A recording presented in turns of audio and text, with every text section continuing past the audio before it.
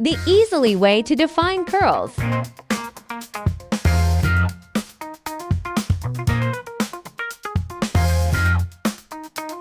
Just my spray bottle with water to do that, and then I brush it right through just so that I could define the curls, and that's all it was to it.